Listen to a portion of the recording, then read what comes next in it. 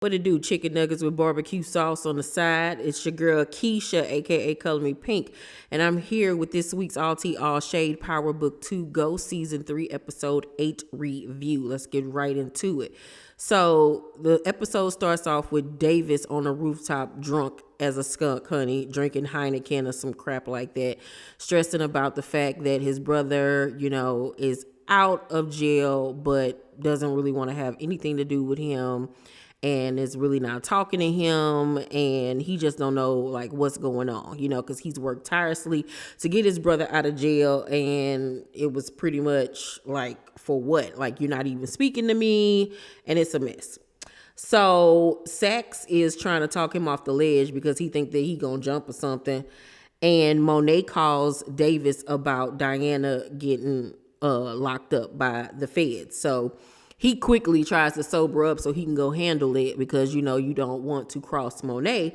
But Sax was like, I'll handle it. But he doesn't know that Sax is a double agent, and he really wants to go down there to get as much information on the Tejadas as he can so he can take them down.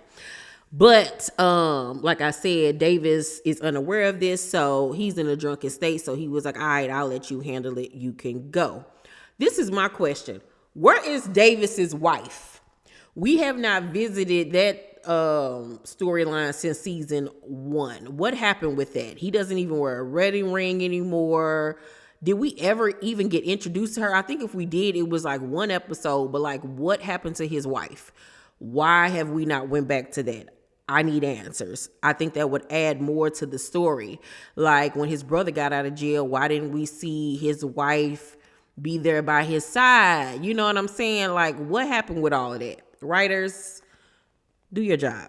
So then we see fake ass Angela and Jenny from the suburbs interrogating Diana, but little do they know Diana didn't watch every episode of Law and Order, honey, so she knows her Miranda rights and all. So she playing the game and playing it well, not giving them any type of information, but they keep on pressing her, especially fake Angela. And I just be glad when somebody hit her with the blicky, because I'm so sick of her and her strong accent. I'm so sick of her and them tight curls.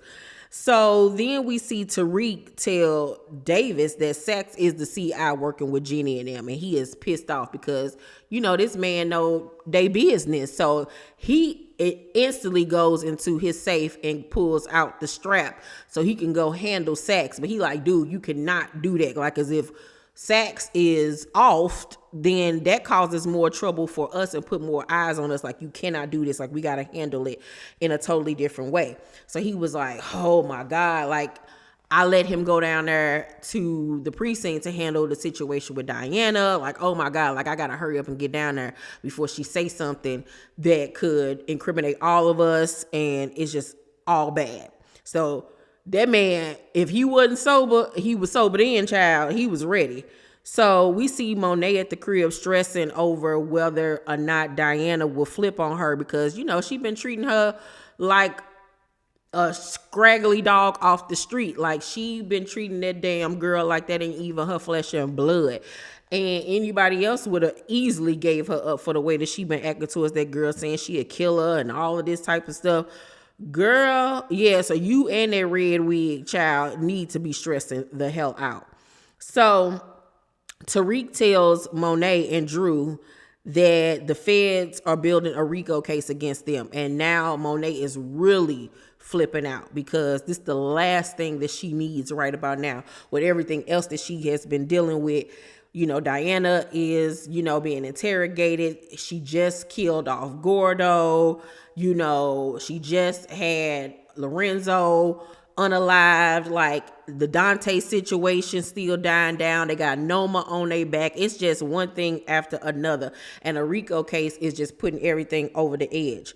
So we then see Kane go over to Effie's dorm room to ask her, does she know anything about Diana being locked up? And she was like, nah. At first he was like, come on, like, I need your help. So she eventually tells him that Diana was dealing out of the candy store and probably got caught on the camera on the roof. So he was like, I bet. So he was going to leave, and she was like, wait a minute, Kane, wait a minute. And he was like, what's up? She was like, so you really didn't want nothing from me when you gave me that tuition money?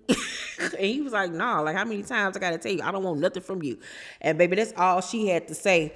That's all he had to say to get them drugs, honey. Effie went and grabbed that belt, honey, and got to unbuckle it. And he was like, oh yeah, that's what's up.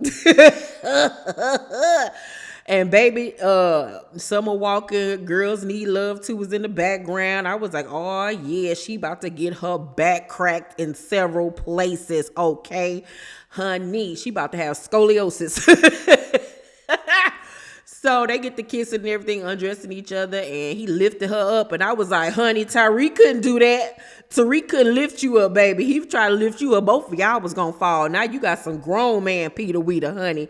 But I ain't like the way they did both of their little sex scenes. Like, it was way too passionate. Like, Kane ain't even that making love type dude. Like, they should have built up for that type of romantic sexual encounters. You know what I'm saying? Like when they straight up was in love with each other. But right off the top, he was supposed to not, be on some wham bam, thank you, man, but be a little bit more rough with it, a little bit more thug with it. You know what I'm saying? It was way too sweet for me.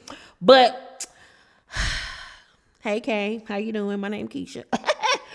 So after that, David spots Sax and Jenny down at the precinct talking. So he like literally now sees it with his own eyes that this dude is a snake. But he holds it together and, doesn't let them know none the wiser. But Sax was like, dang, like he caught us talking like shit. So he already know like he is on thin ice. So him and Davis go into the interrogation room and talk to Diana. And Diana is trying to like give information, but Davis keep cutting her off because of course he don't want her to say anything incriminating that Sax can use against them and her. So she was about to say something real crazy.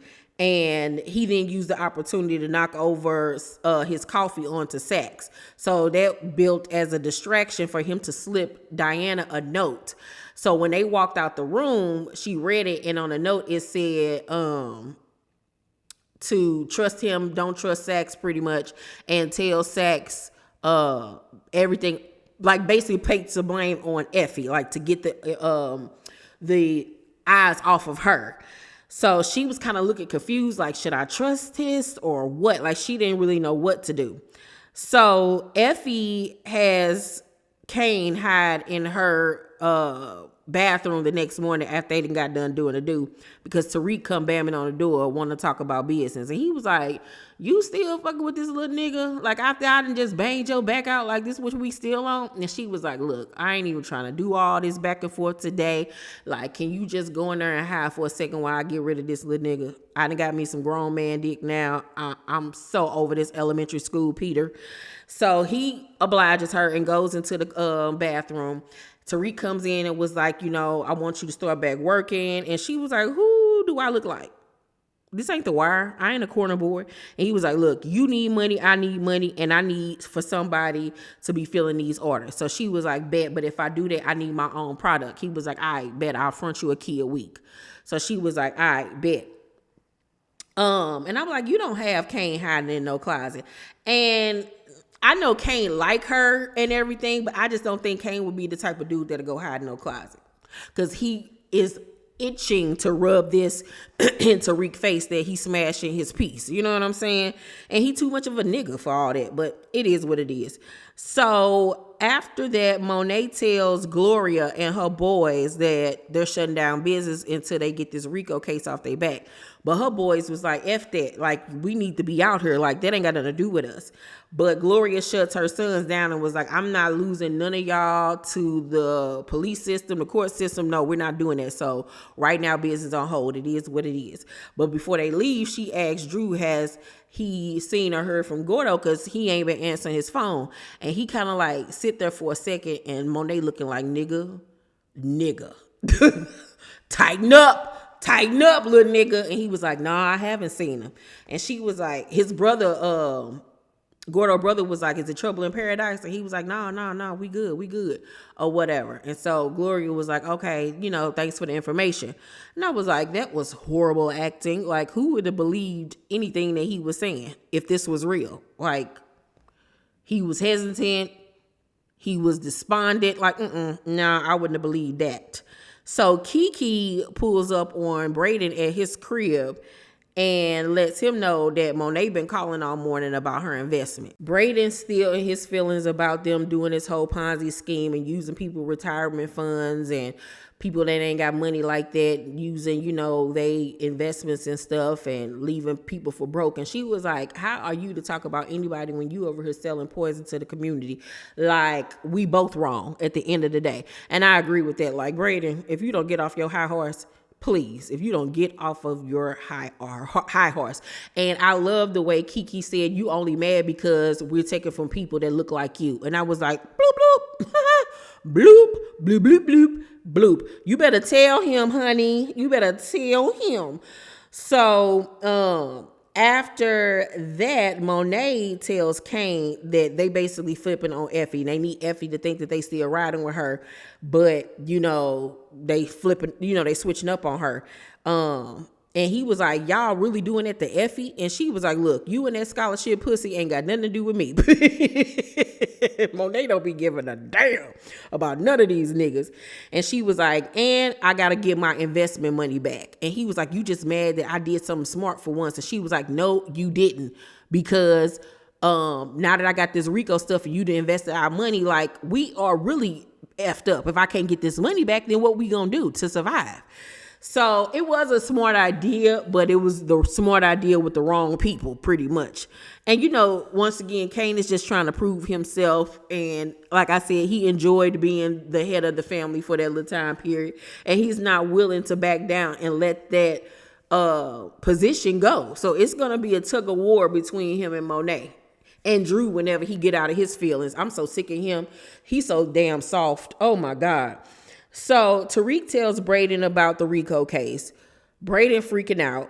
He then tells Tariq about Weston Holdings being a Ponzi scheme. Tariq then freaking out and worrying about his trust fund because it's tied up in Weston Holdings and Monet money. On top of, they got, once again, Noma breathing down their back. So they was like, we gotta get this under control. Like, this can't keep on going like this. Like, we are F to the up. So Monet pulls up on Lucas at the country club and check him about her money and was like, look, little nigga, look, white nigga. When I call you, you answer. When I want my money, I want my money, period. Point blank and the third. So Lucas had this look on his face like, who is this black bee and who do she think she talking to? Like, how dare you come up in my space and reprimand me in front of my colleagues? You could tell that he did not like her tone of voice, but he knew not to play with her because she'd unalive him real quick. And I loved how Monet didn't feel no type of way about it. She said what she said. She wasn't intimidated by being in a room full of older, rich white men. She came in there real confident about hers and could give a darn about what anybody thought or had to say. So Diana ends up believing Davis and points the finger at Effie. Sax, of course, believes the information and quickly runs back to fake ass Angela and Jenny from the suburbs, and they think that they now got it and about to run with it. And now they're going to have agents surveilling Effie to catch her in the act of, dealing and everything so they can lock her up and put not only the attempted charge on her, but the RICO charge as well. So next thing we know, Kane is on the phone with Effie asking her, can she really trust Tariq when he hear a bunch of banging and plates and glass being thrown around upstairs. So he goes upstairs to find Drew tearing up his room, child. And he was like, what is wrong with you, girlfriend? And Drew was like, look. And he turns on the television and you see Everett sitting down talking to Jamila Hill about the fact that he's coming out as gay and that he couldn't have done it without his boyfriend, and he come out with some white trade. And I'm just looking at him like, I knew we didn't like him for a reason. I knew it. First of all, his name is Everett. You can't trust nobody named Everett. So Drew is all up in his feelings. I'm about to go drink myself to death. And I'm like, oh my God, you were just over here banging somebody else back out and getting your back cracked. And now you back crying over this man. Yeah, what he did was foul, because that was the reason why he broke up with you, because he didn't want to come out. But he doing you a favor, because now you see he the op and he ain't the real one. Like, and did you really even love Gordo now that I know that you still even tripping off Everett? Like, what is going on with his character? Like, they are making him more of a biatch than Diana. Like, he's soft as some pancakes. Like, can we please get back to Drew being the Michael Corleone of the family? Like, because what is going on? He is such a little pipsqueak. I'm so over him. If he ain't getting dick down, he crying. Like, I hate his character so much. So Tate and Harper are together. And I'm like, when did this happen? And did I miss something when they officially got together? Because I don't remember when they officially got together, child. But she telling him not to work with the Westons and all of this type of stuff. And I'm like, how does she know not for him not to work with them? Like, what is it that she knows about them? Like, am I missing something? Like, how does she know that Lucas and them ain't about nothing? Like, they up to no good. So he promises her that he won't work with them, but he does anyway. And they end up giving him a large amount of money for his campaign. And she gets mad and breaks up with him since he don't want to listen to her. So after that, Tariq tells RSJ that Weston Holdings is a Ponzi scheme. And dude was like, well, it's because of you that I even got involved with these people in the first place. Like, now you got my money, messed up. And so Tariq was like, well, what you gonna do about it? Like, cause yeah, you can point the finger at me all day, but what we gonna do about it, sis? Like, ain't nobody got time for all that. So drunk ass Drew is at this bar. Now, I don't know if he done followed Everett, put a Apple tag on him. I don't know what is going on, but he at the same place as Everett and every new boo thing, drinking and thinking. Everett ended up spotting him and was like, oh, I was going to call you and let you know I was in town. And Drew getting a ranting and raving about how he lost the person that he was supposed to be with, and how Everett had moved on with somebody else and he don't get anything out of the situation, and he break down and cry, and Everett holding him. And I'm like, what in the days of our lives is going on here that he would spiral out of control like this in public with a public personality? Like, really? Drew was supposed to be, like I said, the Michael Corleone. He was supposed to be smarter than that. That's something that Kane would have done a season ago, not Drew. And it's just like, what is going on with his character? Like, oh my God, he is such a twat. I'm so over his character. So the feds then follow Effie to the warehouse, and they lock her, they put her in handcuffs, but they go into the warehouse only to find nothing but sugar on the inside. So now they know that somebody tipped them off, and they let Effie go because they don't have anything on her. And come to find out, Tariq was the one that cleaned out the warehouse and set the whole thing up to get Effie, in handcuffs for them to go into the warehouse to find nothing to get them off of their backs. So that works temporarily, but not for the long haul. So Gloria's son ends up showing her the video of Drew and Everett at the bar and him pouring his heart out. And so she was like, wait a minute, he told me he hasn't seen Gordo and that everything was good. So now they know that Drew is lying. And in the video, Drew was like, and he's gone now. So Gloria looking like, what you mean he gone now? Like, what's going on? And I'm like, this is so sloppy of Drew's character. Like, what is going on? Like, I'm just over it. So Effie goes to Monet's house after being released from the cops to say that she understands why they did what they did, and that she would have did the same to either one of them. And I was like, well, at least she understand the game. Wasn't no hard feelings. You know what I'm saying? It was a little bit, but not a lot of it. And when she was leaving out, she turned around and Kanan was like, you coming? And he gladly followed. And Tariq was like, you see that? And she was like, look, I don't care about who effing who dicking who down. We got bigger fish to fry. And so Tariq now doing a mental check that, oh, so she banging the op. Okay, all right. And I'm like, Tariq, you done had 3 hoes since season 1. Let her have her little side piece. Let her do her thing with Kane. And at the end of the day, I like Kane and Effie better together than I do Tariq and Effie. Like, Tariq's still a child. He's still a little boy in their department child. Now, he a good hitman, a good drug dealer, a good business man. But in the love department, he still got a lot of growing up to do. He ain't cracking backs like his daddy was, honey. So Jenny then accuses Sax of setting her up with the whole Effie situation, making her look like a fool, and says at this point she can't even grant him protection. So she just leaving him out there bad after he didn't risk everything to help her. Like, she is a snake. I can't stand her pale ale looking self. I'll be glad when she get offed too as well. So Sax now realizes that he has ruined everything for this broad, and like, he hate her guts at this point. So he ends up leaving the office and leaves Tariq a voicemail saying, if something happened to him, he will, be unalive knowing where Yaz and Tasha are at. So he need to call off his dogs. But as he's leaving that voicemail, he hop in the whip and Theo jump out the back with a blicky up to his head and was like, drive. And then, Sax ended the call. So RJC then demands all of his money back and the Tejadas from Lucas, but Lucas like, he don't have the money right now. So RJC was like, well, I didn't set it up for you to, pay us back our money via a payment plan. But my thing is, what happened with Tariq Trust Fund? Like, what happened with that? Like, is he gonna be able to get his money out of the holding company and transfer it somewhere else now that he know that they doing some Ponzi scheme type stuff? What's going on with that? So Tariq ends up playing the voicemail for Davis, and Davis like brushed it off at first until he got a phone call from the treatment center saying that, the treatments weren't working on Theo, and that made him think like, wait a minute, well, when did Sax leave that message? And Tariq was like an hour ago. And so he was like, like, hold up, like something ain't right. Like, that's when he put 2 and 2 together that Theo might have ran up on Sax, because he remembered that he told his brother that Sax was the op.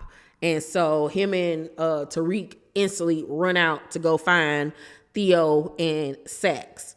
So Diana is released from the precinct, and outside she tells Monet that she wants out.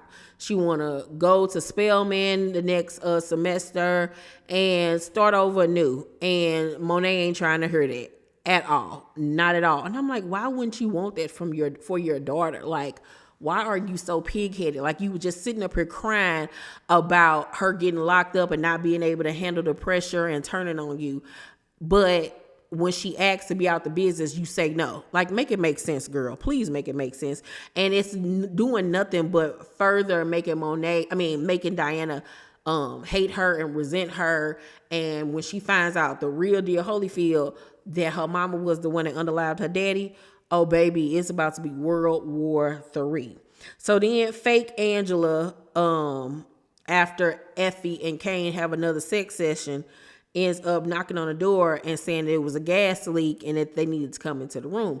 So Effie and Kane get dressed, and Effie opens the door, and it's fake Angela with her DEA uniform on and tells her that she's under arrest. So she looking like, I'm under arrest? Like, y'all just tried this earlier. Y'all didn't find nothing on me. Like, what's the deal? So they escort her outside, and Jenny is standing in front of a truck, and she was like, why are y'all arresting me? Like, there was nothing in there. Like, what are y'all on? Like, y'all acting real goofy right now.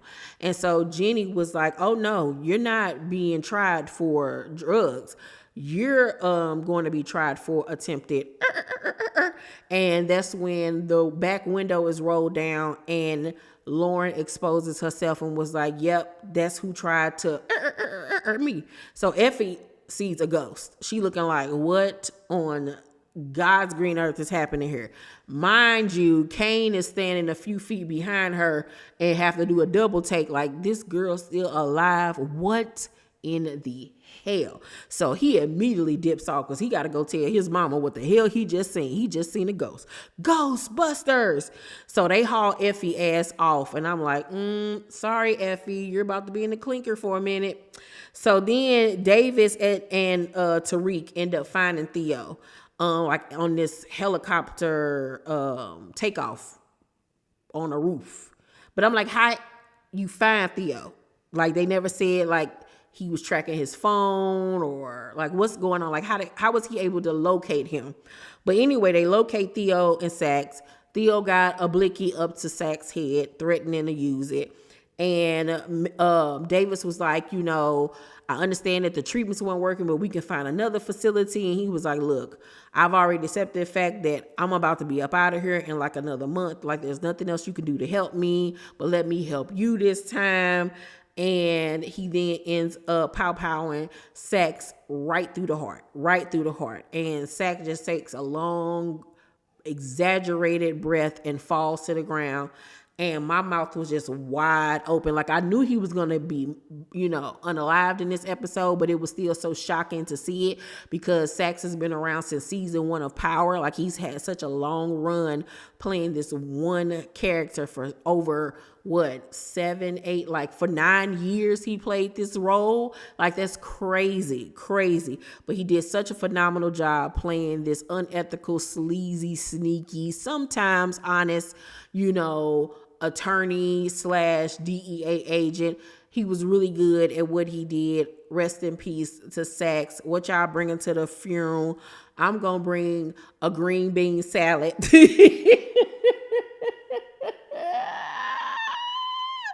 And some Fresca. That's what I'm gonna bring. What y'all bringing to Sax funeral, child? So after Sax is pow-powed in the chest, Davis is like, you know, Theo, like, give me the strap, like, give it to me, like, I can fix this. He was like, you can't fix this, brother, and I'm up out of here. And he pow-powed himself underneath the chin and blows his head off. And Davis just breaks down screaming and hollering and holding on to the bars, and Tariq just standing there looking like, dang. He was just sitting there looking shocked. And the episode closes out with Sax on the ground. Now, we did see Sax still take a breath. So I don't know if he was officially unalived or next week's episode he'll still be living. I think that it'll be him being officially gone at this point. But we know for sure Theo is up out of here. But overall, I thought that last night's episode was decent. It was good in certain areas. I love Davis's storyline. I just wish that his wife's character would have been involved more in that whole situation. But overall, it was a pretty good episode. I'm going to give it a B-. Y'all let me know down below in the comment section how you guys felt. Make sure to thumbs up this video, like and subscribe, hit the notification bell button. I love you guys, and I'll see you on the next video. Bye.